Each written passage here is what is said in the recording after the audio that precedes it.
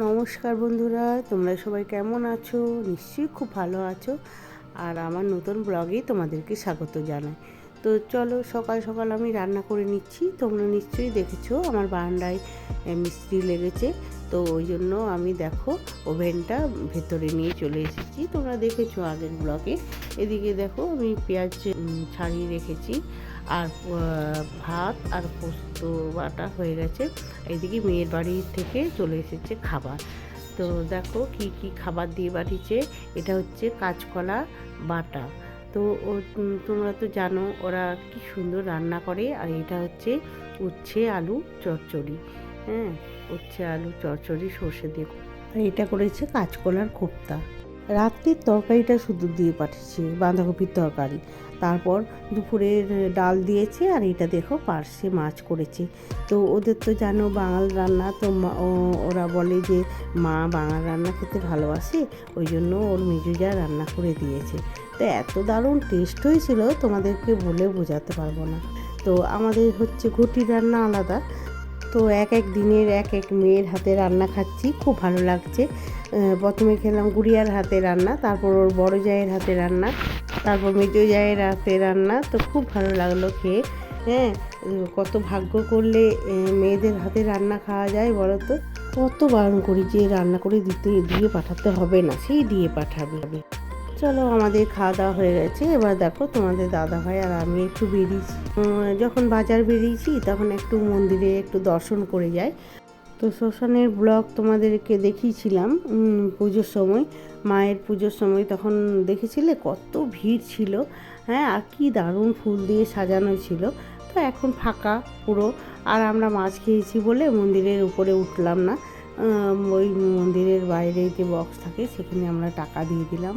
হ্যাঁ, পুজো দিয়ে দিলাম আর কি। তো দেখো আমরা প্রণাম করে চারদিকটা একটু ঘুরে নেবো আর তোমাদের সাথে শেয়ার করব। চলো তোমরাও একটু ঘুরে নাও আর মন্দিরের মাকে দর্শন করে নাও। তো আমার বর ভিডিও করে দিচ্ছিল, আর ওই দেখো দাঁড়িয়ে আছি, এবার আমি ভিডিও করছি।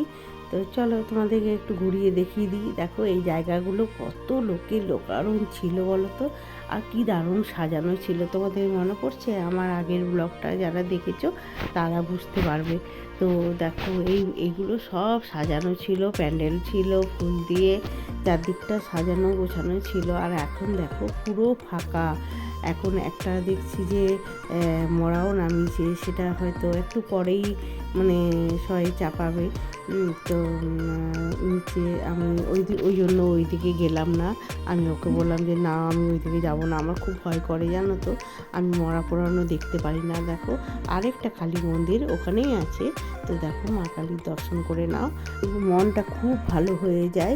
হ্যাঁ, তো এইখানে যে ঠাকুর আছে, তো শ্মশান বলে একটু মনে হবে না, চারদিকে লোক থাকে। তো দেখো ওই যে দেখতে পাচ্ছ ওটা হচ্ছে শ্মশান। তো ওখানে আমি গেলাম না। হ্যাঁ, আমার ভয় করে। আর এই বট গাছটার তলায় সবাই বসে থাকে।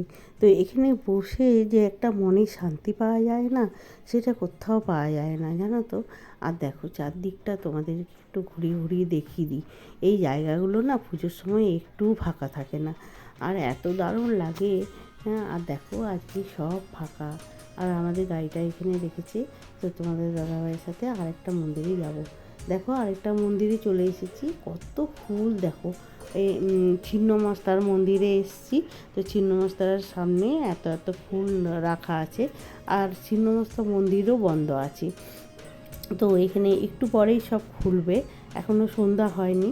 তো মাকে তোমরাও দর্শন করে নাও। চলো আবার বেরিয়ে পড়লাম। এবার যাব হচ্ছে হনুমানজির মন্দির। তো চলো তোমরাও আমার সাথে চলো।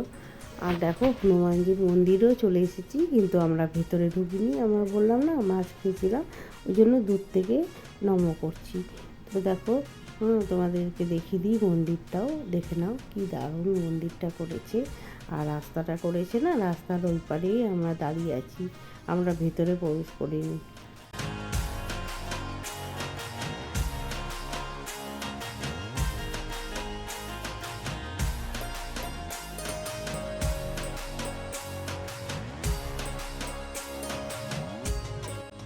তো চলো এবার বাড়ি চলে যাচ্ছি। তো তোমাদের ভিডিওটা ভালো লাগলে একটা লাইক শেয়ার কমেন্ট করে দেবে। একটা সাবস্ক্রাইবও করে দেবে। আরেকটা নতুন ব্লগ নিয়ে আসছি। তো তোমরা ভালো থেকো, সুস্থ থেকো বন্ধুরা। তোমাদের দাদাভাই গান করতে করতে যাচ্ছে, একটু শুনে নাও।